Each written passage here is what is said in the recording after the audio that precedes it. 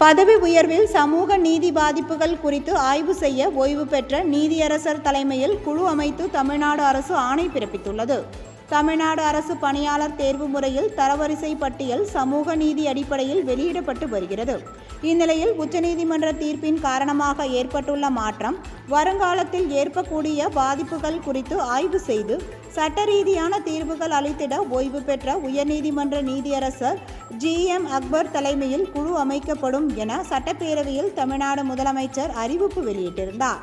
அதனை செயல்படுத்தும் வகையில் ஓய்வு பெற்ற நீதியரசர் தலைமையில் குழு அமைத்து தமிழ்நாடு அரசு சார்பில் அரசாணை வெளியிடப்பட்டுள்ளது. சென்னையை தலைமையிடமாக கொண்டு அந்த குழு செயல்படும் எனவும் குழுவிற்கு உதவி செய்ய அலுவலர்கள் மற்றும் பணியாளர்களை நியமிக்கப்பட்டுள்ளதாகவும் அதில் தெரிவிக்கப்பட்டுள்ளது. இந்த குழு சட்ட ரீதியிலான தீர்வுகள் மற்றும் பரிந்துரைகளை ஆராய்ந்து 3 மாதத்திற்குள் அறிக்கை சமர்ப்பிக்க வேண்டும் எனவும் அந்த அரசாணையில் கூறப்பட்டுள்ளது.